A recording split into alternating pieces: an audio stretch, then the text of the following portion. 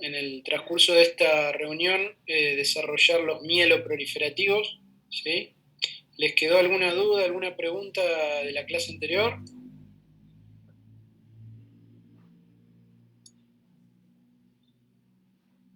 ¿No? ¿Ninguna duda? Un montón, profe, pero lo puedo preguntar la semana que viene, que lo revea. Lo podés preguntar cuando quieras, no hay problema. Igual si tenés alguna duda ahora, por ahí sirve para que los otros también generarle dudas. Pero como ustedes quieren.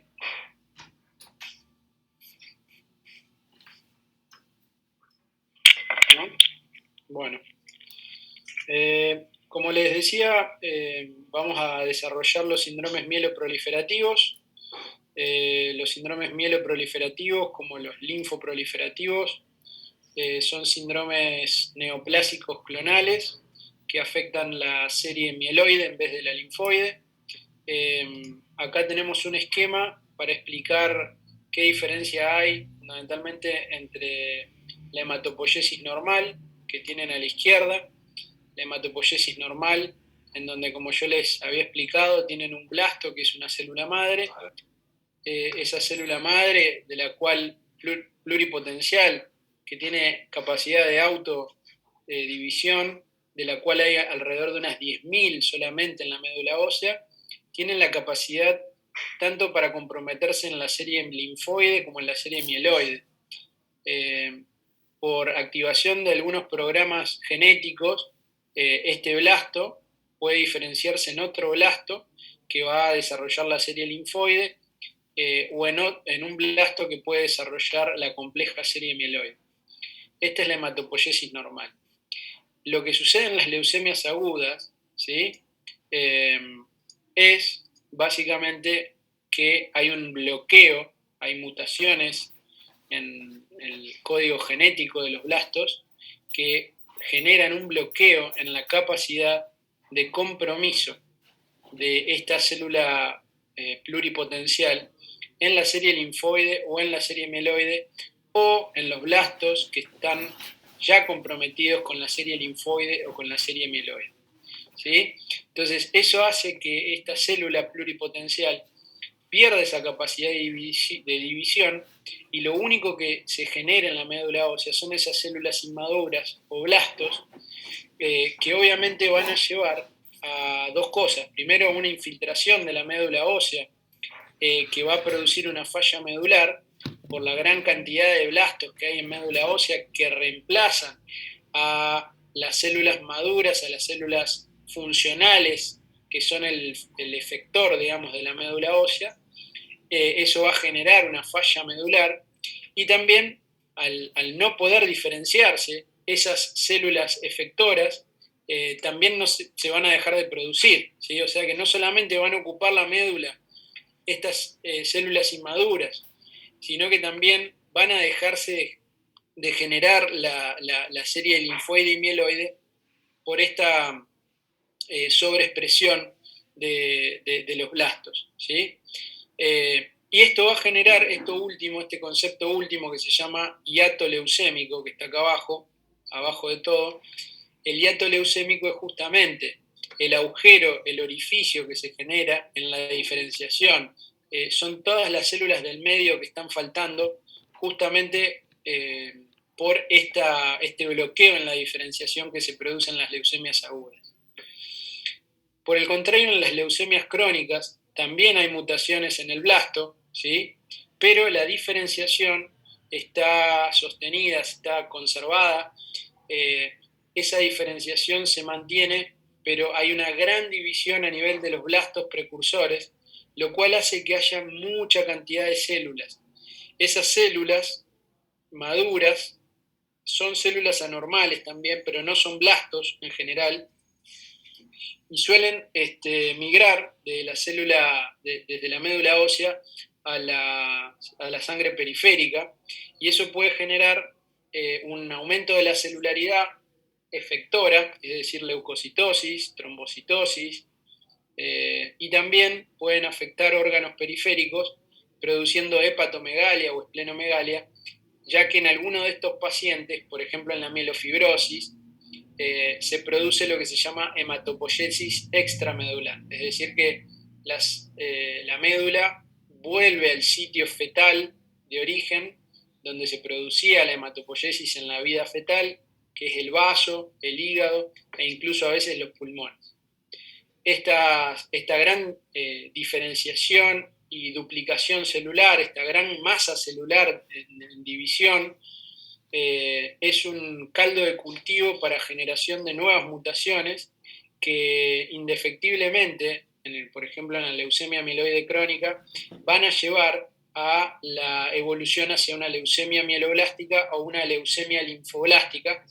Lo más frecuente en el 80% es una mieloblástica o en el 20% una linfoblástica, y eso se va a generar por la aparición de nuevas mutaciones que van a bloquear esta capacidad de diferenciación y va a pasar lo que sucedía acá, en la leucemia aguda. En las leucemias crónicas no hay hiato leucémico porque hay diferenciación celular. Y por último, en la mielodisplasia, que es una enfermedad que ya vimos en los síndromes de falla medular, también hay mutaciones en el blasto, es una enfermedad de las stem cell, hay diferenciación celular, pero esa diferenciación es anómala, ¿sí? Hay una anomalía tanto en la morfología como en la función de las células que hacen que esas células mueran en la médula, se produce apoptosis y eso genera citopenias en sangre periférica.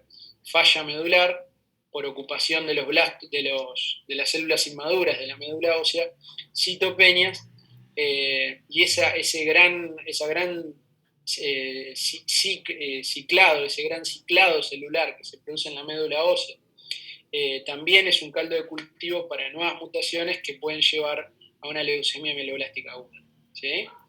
¿Entienden la diferencia entonces entre estas tres entidades? Es importante entender esto para seguir adelante. ¿Entienden esto? ¿Tienen alguna duda?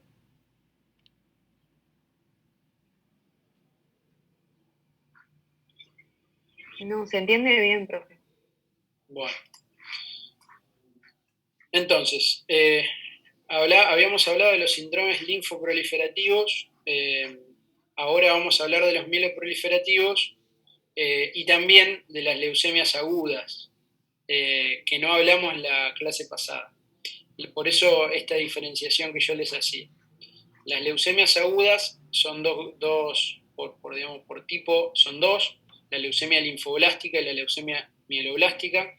A las linfoblásticas las clasificábamos dentro de los síndromes linfoproliferativos agudos.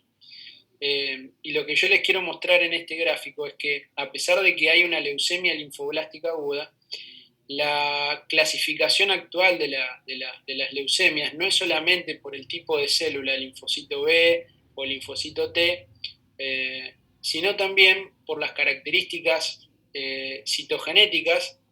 Yo ya les había hablado de lo que era la citogenética, es decir, presencia de más cromosomas de los que tiene que haber o menos cromosomas de los que tiene que haber, o translocaciones citogenéticas. Esto define enfermedades con distinto riesgo, ¿sí? Y también, por supuesto, las mutaciones genéticas. ¿Qué quiero decir con esto? Que son todas enfermedades distintas, se llaman igual, pero son distintas, tienen distinto pronóstico y eventualmente van a ir apareciendo nuevos tratamientos específicos para cada una de estos tipos de leucemia linfoblástica. No les muestro este gráfico para que ustedes se lo estudien de memoria, obviamente, sino para que vean la complejidad dentro de la leucemia linfoblástica aguda, que no solamente se define por el linaje B o T, sino, fíjense, incluso por la célula que genera cada linaje, ¿sí? Esto es B común, pro-B, pre-B, es decir, hay distintos tipos de células que pueden ir generando según la maduración que tengan la leucemia linfoblástica y por las alteraciones genéticas y citogenéticas.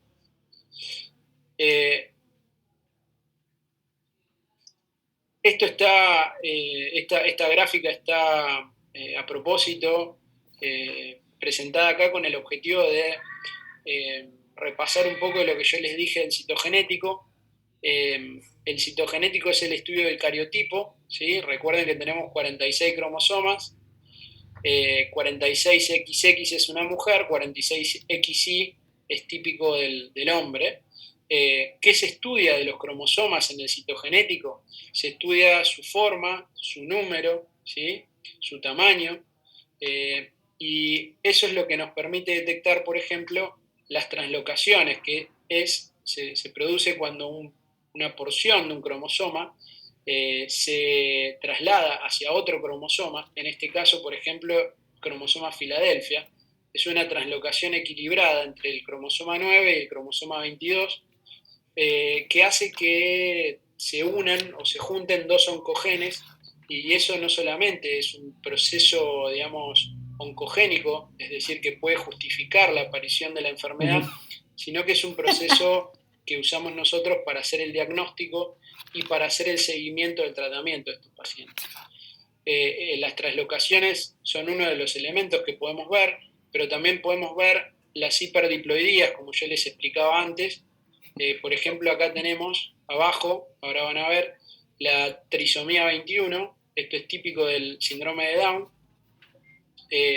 Es una hiperdiploidía en la cual en el par 21 hay un cromosoma más, y de hecho en la trisomía 21 es muy común que los pacientes tengan una alta prevalencia e incidencia de enfermedades oncohematológicas. Los pacientes con síndrome de Down tienen con frecuencia leucemias agudas, leucemias mieloblásticas o linfoblásticas, e incluso en leucemias en la niñez. Y bueno, justamente esta alteración cromosómica es la que la favorece. También podemos tener, que no están descritas acá, monosomías, que es cuando falta un par de los cromosomas, ¿sí? Y eso tiene una alta importancia fundamentalmente en las leucemias agudas, sobre todo en la mieloblástica, cuando falta un cromosoma, en el par 5 o en el par 7, tiene un alto valor pronóstico negativo, ¿no? Y esta imagen lo que muestra es otra forma de estudiar el cromosoma, los cromosomas, que es por la técnica de Fish, que es la técnica de fluorescencia in situ por hibridización. Y básicamente lo que se usa acá es un microscopio óptico, pero que es un microscopio que tiene la capacidad de ver fluorescencia, ¿sí? De ver fluorescencia, fluoresceína, ¿sí? Es un microscopio de fluorescencia, y eso nos permite, a través de sondas que van dirigidas contra determinados genes, en este caso el gen BCR y el gen ABL, acá ven la sonda para BCR y acá ven la sonda para ABL, ¿sí? Esto es normal, y acá, en este punto, ven el BCR-ABL, ¿sí? Ven los dos oncogenes unidos, ¿sí? Producto de la translocación 922. El FISH nos permite hacer un citogenético in vivo, es decir, sin esperar la mitosis. El citogenético de bandeo G, que es este que está acá, que es el tradicional, que es una técnica que se usa desde los años 60, solamente nos permite ver los cromosomas cuando logramos unas 25, digamos, logramos la metafase, y necesitamos unas 25 metafases para que esa muestra sea representativa. El FISH nos permite hacerlo sin necesidad de esperar la metafase o de cultivar en medios especiales las células. Por lo tanto es más fácil, necesitas menos muestras y necesitas menos cantidad de células, y las células no tienen que estar en división. Acá en realidad esto yo les dije cromosomas, pero en realidad es la cromatina. Estas estructuras no son cromosomas, es la cromatina, y por lo tanto es mucho más rápido y podemos tener resultados en el transcurso de 24 horas, cuando en realidad en la citogenética de bandeo G necesitamos unos 30 días. La diferencia es enorme. El problema es que con el FISH solamente podemos ver mutaciones puntuales, es decir, con las sondas vamos a buscar genes puntuales, no podemos ver los cuerpos de los cromosomas porque, como les dije, no busca cromosomas, sino que busca genes. Eso es un déficit que tiene la técnica, porque bueno, no podemos ver, por ejemplo, monosomías o trisomías con el FISH, pero tiene una alta sensibilidad para buscar cosas específicas como esto, ¿sí? Como el BCR-ABL. Y la otra contra que tiene es que es muy caro, ¿no? Entonces, la leucemia mieloblástica aguda, fíjense, tampoco es una sola enfermedad, son un montón de enfermedades, y van a ver la clasificación de la OMS del 2016, en las cuales van a ver que la clasificación no solamente depende de la morfología, como sucedía con la clasificación antigua, que se llama French American British, la FAB, que es de los años 70, en donde se clasifica de M0 a M7, y desde el punto de vista morfológico, sino que acá también van a ver que en las clasificaciones nuevas de la leucemia mieloblástica entra el citogenético como un factor muy importante, por el hecho de que justamente estas traslocaciones citogenéticas tienen importancias pronósticas muy fuertes que definen la conducta de tratamiento y de hecho definen subtipos de leucemias, como por ejemplo en este caso, que es la translocación 15-17, con el constructo, digamos, como sucedía en el BCR-ABL, los oncogenes de la leucemia promielocítica, que es el PML, y el oncogen del receptor de la vitamina A, RAR-alfa, cuando se juntan estos oncogenes generan lo que se llama la leucemia mieloblástica M3 o promielocítica, que tiene un tratamiento específico completamente distinto que el resto de las leucemias. Por eso es tan importante, digamos, este estudio citogenético. No solamente nos permite pronosticar, sino, como les decía, nos permite definir el subtipo y controlar la respuesta al tratamiento y la progresión. También van a ver que hay mutaciones que se pueden detectar y actualmente estamos usando varias mutaciones también para definir, es decir, no solamente traslocaciones citogenéticas, sino los estudios moleculares más finos para detectar distintas mutaciones que también tienen un impacto en el pronóstico y están también actualmente ya definiendo tratamientos específicos dirigidos contra esas mutaciones. Por eso digo, la clasificación de las leucemias mieloblásticas es muy importante, pero no para que ustedes se estudien esto de memoria, que obviamente no lo van a hacer, sino para que vean la complejidad y en realidad, digamos, el backup que hay atrás de todo esto en cuanto al tratamiento, fundamentalmente, la definición de tratamiento en base a estos hallazgos. También se clasifica en secundarias a mielodisplasias, es decir, las mielodisplasias que empezaron siendo mielodisplasias y terminaron en leucemia aguda, mieloblástica, por el hecho de que estas mieloblásticas tienen peor pronóstico. Las mieloblásticas relacionadas a terapia, ¿sí? ¿Por qué están acá? Porque los pacientes que hicieron quimio o radioterapia previa y desarrollan una leucemia mieloblástica tienen peor pronóstico, lo mismo que sucede con la mielodisplasia, ¿sí? Y hay otras que no se pueden clasificar, esas se sigue usando la clasificación de la FAB, que es en base a la morfología, lo que se ve en el microscopio. También hay enfermedades raras, como por ejemplo el sarcoma, que es un tumor sólido formado por blastos, sarcoma mieloide, muy raro, yo no vi nunca uno, y las proliferaciones mieloides, por ejemplo, relacionadas al síndrome de Down, que les comentaba antes, están clasificadas aparte, ¿sí? Porque tienen conductas y tratamientos distintos, ¿sí? Así que fíjense que la clasificación es bastante compleja y depende de muchos factores, ¿sí? No solamente del tipo de célula, sino de otros factores, como les mencionaba, citogenéticos, moleculares, antecedentes de tratamientos previos, antecedentes de enfermedades previas, como las mielodisplasias, como los síndromes mieloproliferativos, que también están en la nueva clasificación como leucemia secundaria a síndrome mieloproliferativo.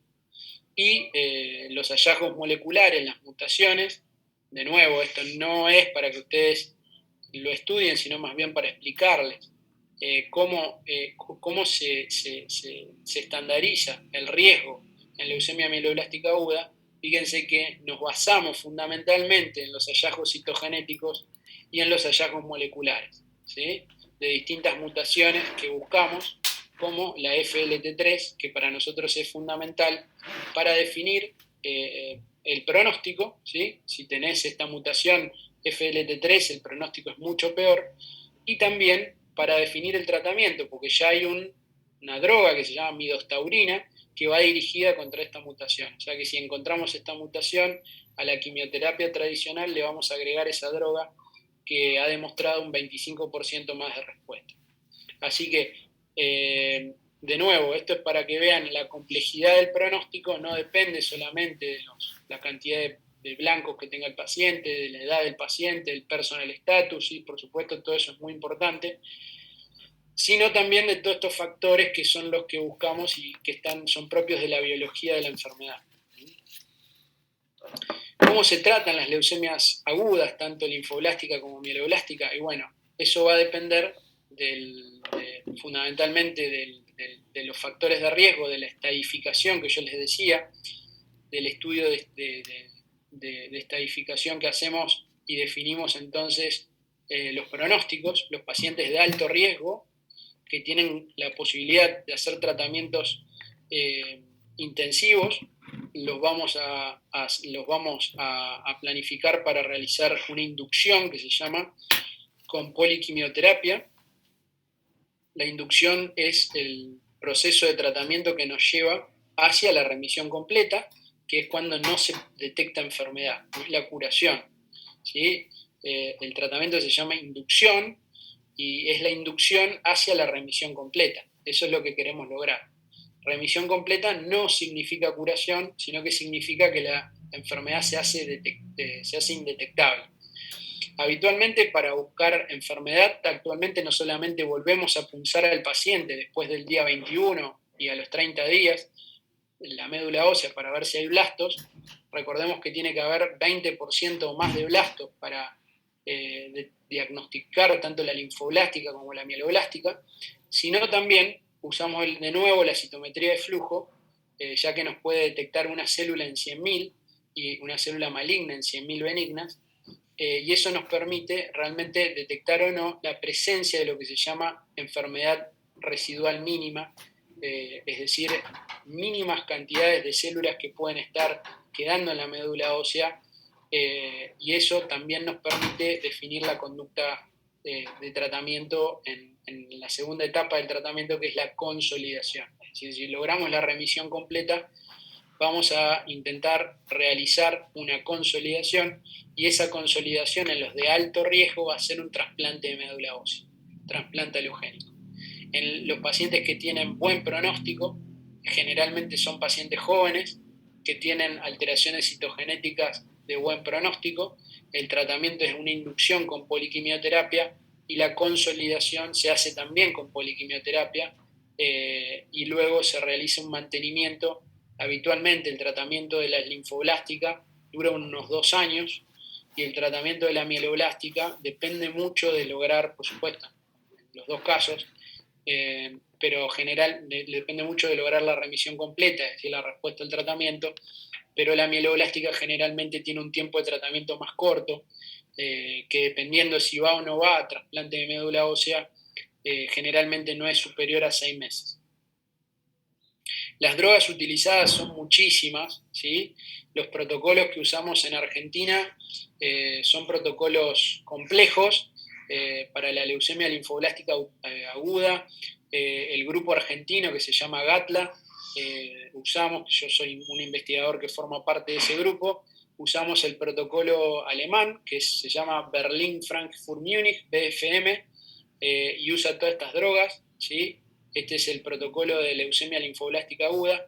Y para la mieloblástica usamos el protocolo que se llama 7-3, y usa 2 drogas que son citarabina, y actualmente se usa la daunorubicina. Se dejó de usar la mitosantrona y la hidarubicina, se usan estas 2 drogas, citarabina, daunorubicina, y si tiene la mutación que les explicaba hoy, el FLT3, se usa esta droga que se llama midostaurina.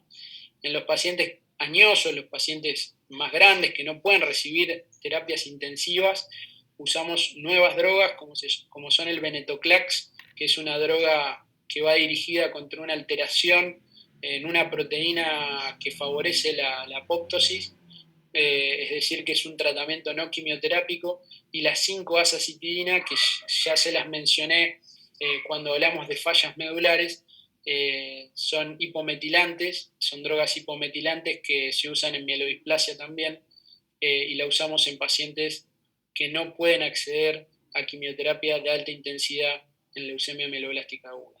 Esto es solamente un pequeño resumen mínimo para explicarles cómo se trata la leucemia linfoblástica y mieloblástica. Cada uno de estos protocolos son realmente libros, por lo tanto van muy por delante, muy por arriba de lo que nosotros vamos a tratar acá en el grado. Ahora vamos a hablar de los síndromes mieloproliferativos crónicos, ¿sí? Hablamos de las leucemias agudas, que las traté juntas justamente para que ustedes entiendan la fisiopatología de las leucemias agudas y las sepan diferenciar de la leucemia mieloide crónica fundamentalmente. Y ahora vamos a ver justamente los síndromes mieloproliferativos crónicos, dentro de los cuales está la leucemia mieloide crónica. Los mieloproliferativos crónicos son entidades neoplásicas, clonales, en las cuales la célula madre no pierde la capacidad de diferenciación, como les explicaba, o sea, no se genera un hiato leucémico, y se dividen en dos grandes grupos: las que generan poliglobulia, dentro de la cual solamente vamos a encontrar a la policitemia vera, ¿sí? Y las que producen alteraciones citogenéticas claras, como por ejemplo el cromosoma Filadelfia, las Filadelfia positivas, dentro de las cuales está la leucemia mieloide crónica, ¿sí? O sea, desde el punto de vista citogenético vamos a dividir en Filadelfia positiva y Filadelfia negativa. Filadelfia negativa entran los tres clásicos síndromes mieloproliferativos Filadelfia negativos, que son, aparte de la policitemia vera, la trombocitosis esencial, la mielofibrosis primaria y el síndrome de hipereosinofílico, ¿sí? Estos cuatro síndromes son los síndromes mieloproliferativos Filadelfia negativos más frecuentes. La policitemia vera, la trombocitosis esencial y la mielofibrosis primaria se caracterizan por tener en común la aparición o la positividad de una mutación que se llama JAK2, ¿sí? Que es una mutación específica que aparece en casi un 95% más de las policitemias veras y en un 50% de las trombocitosis esenciales y la mielofibrosis primaria.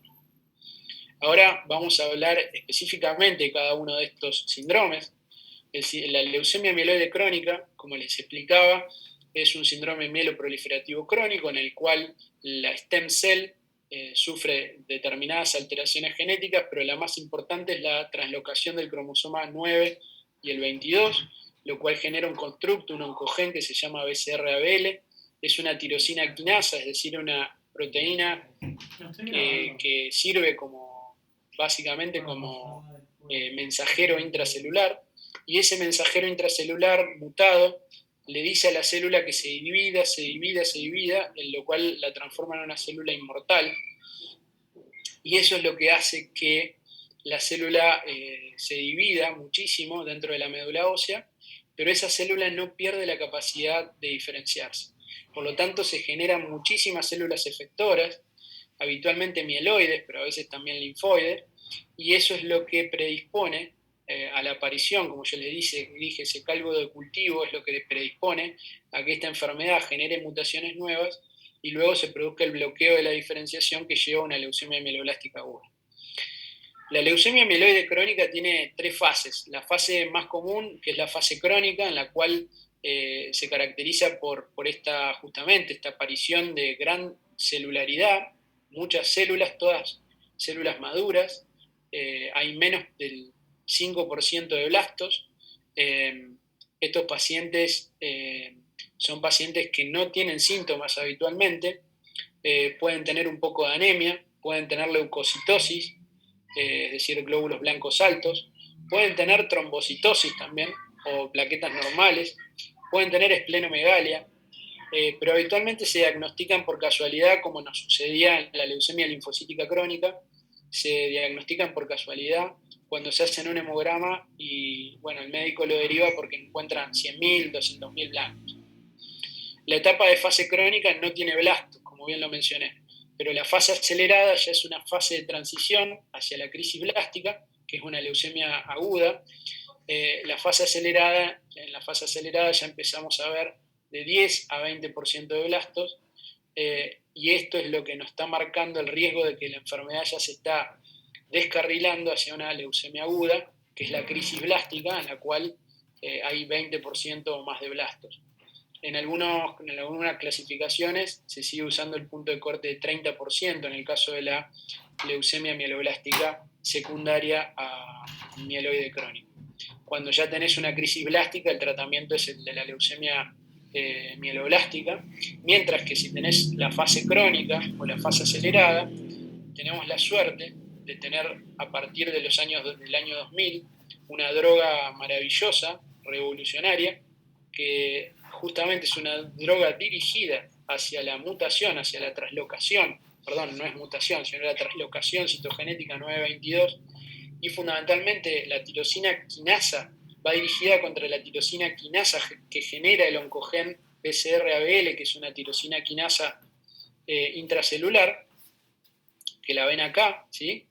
Esa proteína, BCR-ABL, el sustrato, la droga imatinib, que es la droga de primera línea, digamos, la primera que apareció, pero hay segundas, terceras y cuartas líneas ya, va dirigida justamente para inactivar esa tirosina quinasa, inactivar la tirosina quinasa y hacer que la célula muera, ¿sí? Básicamente. Entonces, todas las células que tienen esta traslocación van a morir porque justamente lo que hace el imatinib es bloquear esa información, ese mensaje que le dice a la célula que se divida, ¿sí?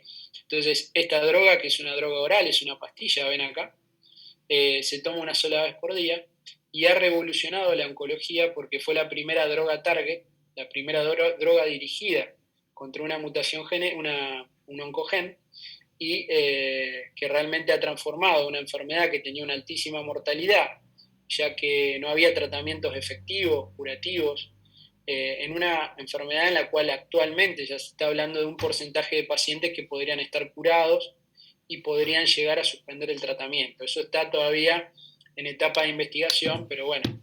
Y por otro lado, como les decía, en segunda línea, cuando las drogas empiezan a tener resistencia, están disponibles drogas de segunda línea, la dasatinib, nilotinib, y ya de tercera y ahora cuarta línea, que no están acá, pero de tercera línea en Argentina ya está el bosutinib y el ponatinib. O sea que tenemos muchísimas alternativas para estos pacientes que pueden hacer una vida normal tomando una pastilla, ¿sí?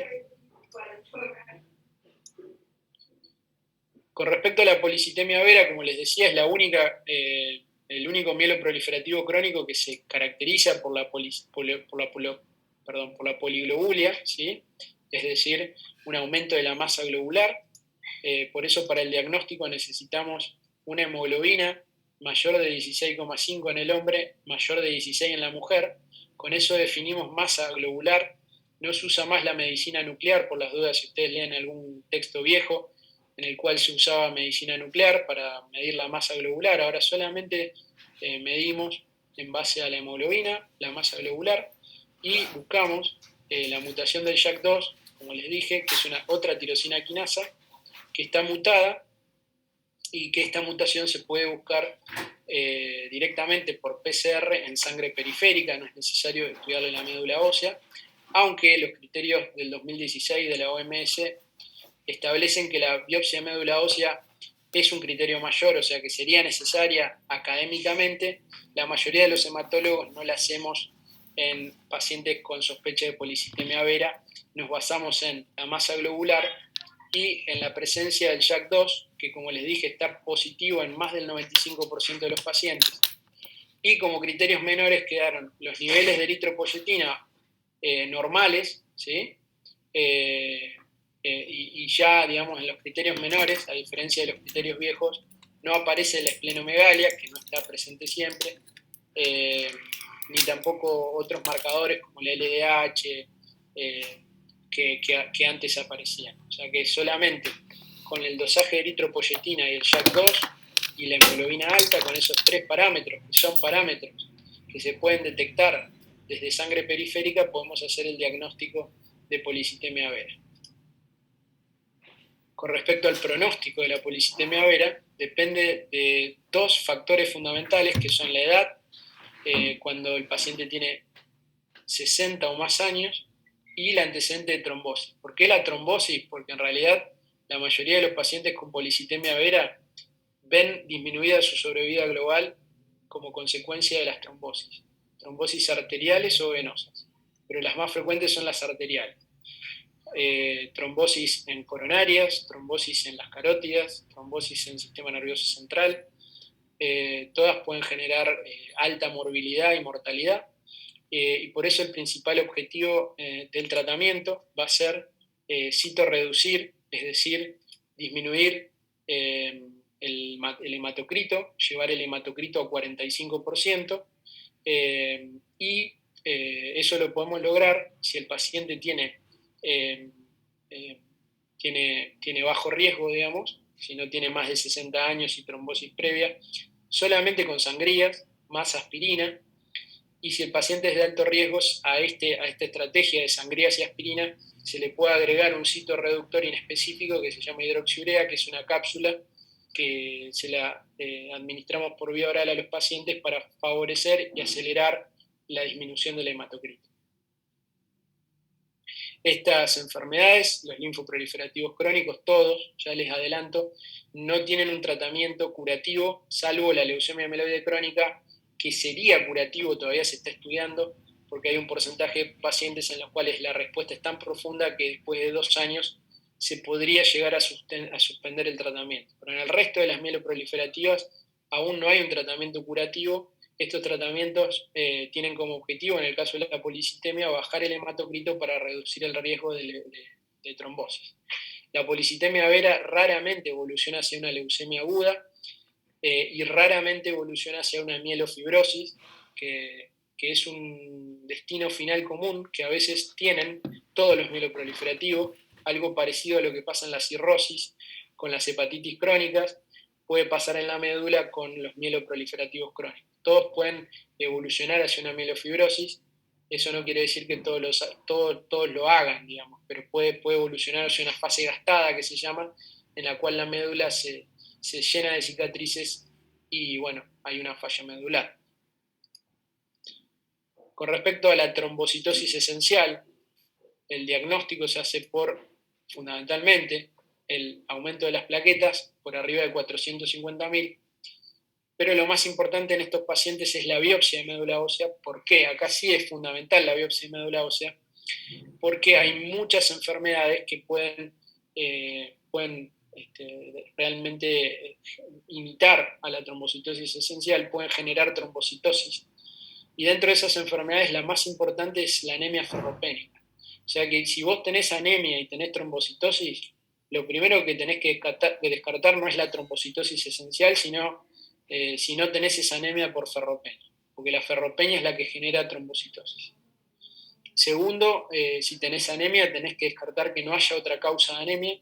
Ya vimos el estudio de las anemias de enfermedades crónicas, porque hay muchas enfermedades crónicas que pueden producir trombocitosis. Dentro de esas están todas las inflamatorias, porque las plaquetas son reactantes de fase aguda, igual que la eritrosedimentación, por lo tanto pueden aumentar con la inflamación crónica, pueden aumentar con las neoplasias, los tumores sólidos. Por lo tanto, si tenés anemia y tenés trombocitosis, sería excepcional que sea realmente una trombocitosis esencial lo que tenés enfrente, y lo más probable es que sea una trombocitosis reactiva.